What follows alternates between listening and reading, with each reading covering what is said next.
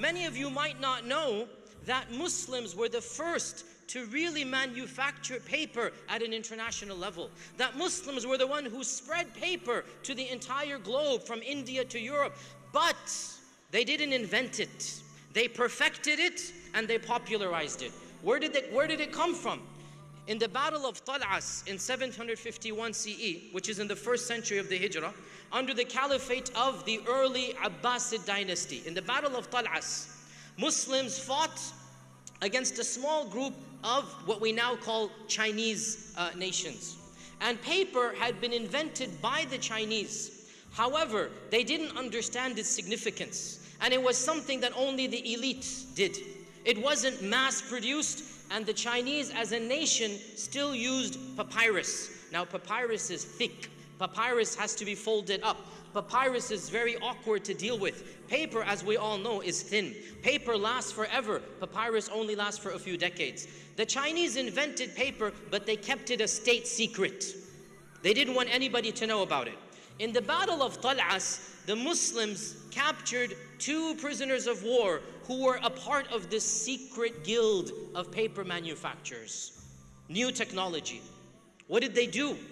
They embraced it. They understood the significance of this. So they took these 2 prisoners of war, treated them like royalty, brought them back to Baghdad, and the Khalifa said, "You shall be free to leave back to China as soon as you teach us how to build paper, how to manufacture paper."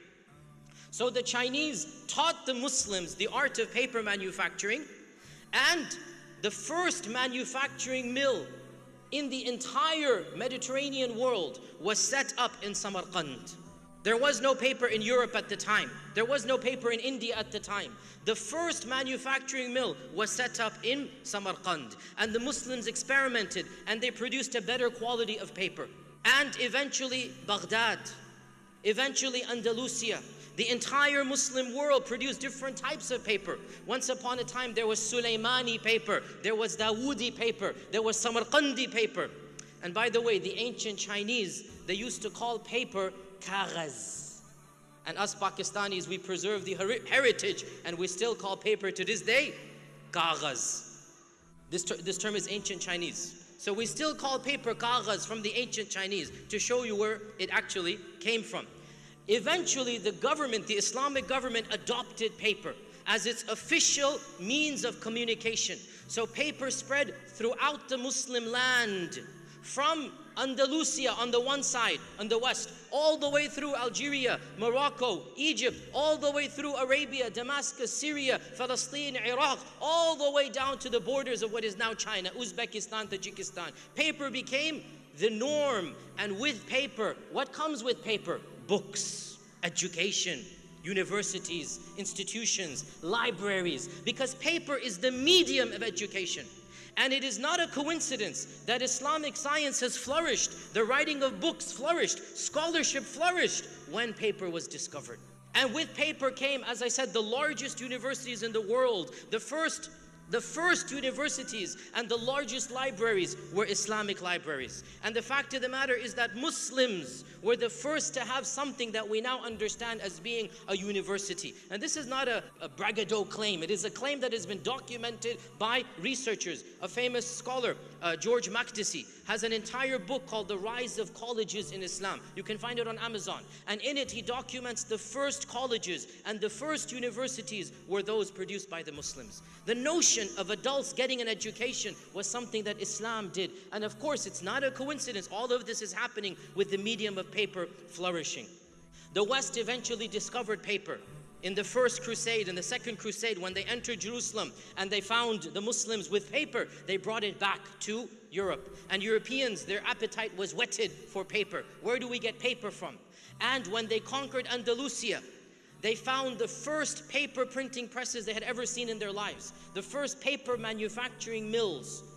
And this is an interesting fact of history. They expelled all the Muslims of Andalusia except for a handful who could teach them sciences they didn't know. And of those sciences they didn't know, how to make paper.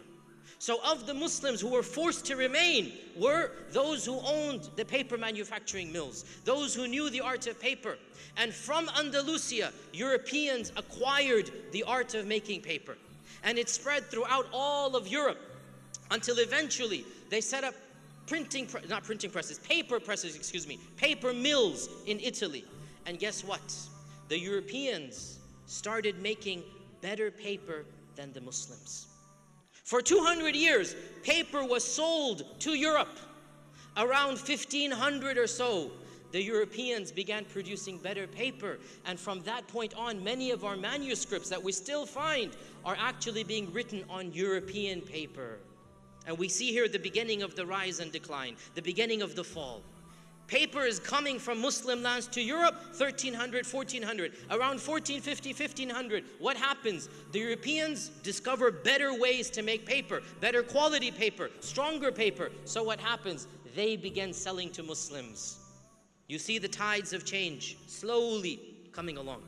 And Europe excels in the art of manufacturing paper. Eventually, of course, paper also moves to India in the 13th century. Now, paper is always a sign of civilization and education. Not coincidentally, when paper flourishes in Europe, what happens? The rise of knowledge. The Protestant Reformation, the Renaissance, all of this is happening around the same time that paper is being introduced to Europe. And Europeans have a surplus of paper. And when you have a surplus of a commodity, what happens? You begin thinking what to do with it. What can we do? How can we better utilize what we have in excess of? And therefore, not coincidentally, around 1450, who comes along? Johannes Gutenberg, the inventor of the printing press. And the printing press is considered to be one of the most important technological advancements in the history of humanity, along with the wheel. Basically, number two is the printing press. Because with the printing press, what happens? Well, you can mass produce books. And with mass producing books, you are teaching a generation of people knowledge. They don't have to write an entire book by hand. Before the printing press, if you wanted to buy Tafsir ibn Kathir, if you wanted to purchase Sahih al-Bukhari, guess what? You had to sit down and write it cover to cover. Obviously, that's not easy to do, is it? With the printing press, you can mass produce thousands of books everybody reads. And with the printing press, education, technological advancements, everybody, Isaac Newton, his book on on nature and on science became an instant bestseller. And this is in the 1500s. When the average person is reading Newton, what happens? The bar is raised. Knowledge becomes an easy commodity. And when everybody's knowledgeable, the bar continues to rise. Now, we have the advent of the printing press. This is the second technological achievement we're going to talk about. When the printing press is introduced to Muslim lands, what happens now? This is where we see the alternative model. And that is the bubble. That is the shutting off. 600 years earlier, when paper was introduced, the Muslims embraced it. They Islamicized it. They made it a part of their curriculum. Everything is written on paper after 750 CE. 150 Hijrah, everything is written on paper. Before 150 Hijrah, everything's written on papyrus and vellum and leather. After 150, everything is paper. They embraced it. Now what? The printing press is invented, 1450. Muslims hear of the printing press, but now they have a 1,000-year history. Now they think that they know everything. Now they're not interested in change. So what happens? Many of you are not aware of this. When the Muslims first heard of the printing press, they banned it. They prohibited its importation into Muslim lands. They said this is something the kuffar have invented. We didn't invent it, it can't be good. And any printed book was banned. So much so that in 1485, the Ottoman Sultan Bayezid II said anybody who's discovered with a printing press or a book will be sent to jail. And the decree became even worse in 1515. Sultan Salim I said anybody who was found with an Arabic book that is printed on a printing press shall be executed. The punishment for owning a book that was printed was death. Why? There's a lot of reasons. My time does not allow me to go into all of them. But one simple reason. They did not want change. They wanted to somehow oppose modernity. They wanted to live in a shell because they were so confident our ways are the right ways. We are the right religion. We have the true teachings of the Prophet ﷺ, so we don't care if they invented paper or the printing press. We're not going to take it. It was enthusiasm that was misdirected. Yes, we are the ummah of the Prophet ﷺ. Yes, we are Muslims. But where does Allah tell us not to accept modernity? Where does Allah tell us don't accept technology? But there was a sense of supreme power. There was a sense of arrogance. There was also a fear of the printing press. Everybody's going to start reading. What's going to happen? They will become Sheikh Google and Mufti Wikipedia, as we're now scared of in the internet era, right? You ask Sheikh Google for your fatwas. There's a fear of change. So what did the Muslims do? They banned it. In the meantime, books are flourishing in European lands. Thousands and thousands of works. Not coincidentally, Martin Luther's Reformation utilizes the printing press. He prints the Bible in German for the people to read, because before this time, the church had banned the reading of the Bible. The Renaissance is coming right after this, challenging scriptures, interpretation that the earth is flat and the sun is going around the earth, and all of these changes that the church had put on the people. Scientists come along and challenges, Galileo and Newton and all of these people. Thinkers come along that change and challenge the political structure. What happens? The entire theocratic state, the entire dominion of the church collapsed completely, because education was too powerful and ignorance is bound to lose over education. So Europe was forced to change, and the church was forced to cut itself. And it became the Protestant and the Catholic, as you know, branches of Christianity. It is amazing, brothers and sisters, that throughout the 1500s, 1600s, 1700s, and even the early 1800s, printing presses were manufactured and transported, and books were printed across the world, except for lands of Islam. Can you believe that Hawaii and Tahiti in the 1830s had printing presses in their native languages, and you couldn't find a tafsir or a hadith or a Bukhari book printed in Egypt? Because it was haram, it was not right, there was no such thing. The first person to bring a printing press to Egypt was Napoleon Bonaparte. When he invaded Egypt, he brought a printing press and he put it basically in the Muslim lands. It was forced upon the Muslims. The Ottoman Empire collapsed. Egypt was cut away, as you know, by Muhammad Ali. So many changes came along. Eventually, the Muslims were forced to accept the printing press. And the first printing press was around 1840, 1850, 1860, around the Muslim world.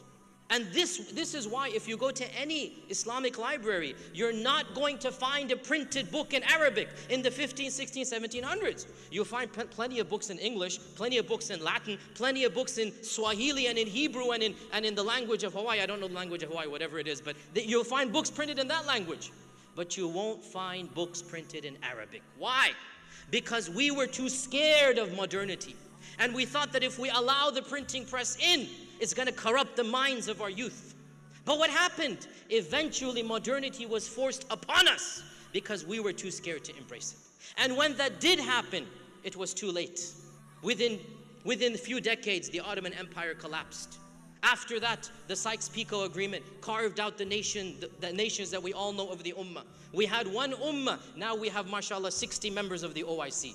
All of this came about. I'm not blaming entirely on the printing press, of course not, brothers and sisters, but I'm saying there's a mentality that is reflected. There's a mentality that is reflected that the Muslims were so confident of their cultural heritage that they mixed up religious glory with cultural glory. Yes, we're supposed to be proud we're Muslims. Of course we are. Yes, we're supposed to be thankful that Allah gave us the Quran and Sunnah. But where does the Quran and Sunnah oppose modernity and change? Yes, we're not going to change belief in Allah, but paper and the printing press? Come on. So the Muslims could not distinguish between that which should not change versus that which must change.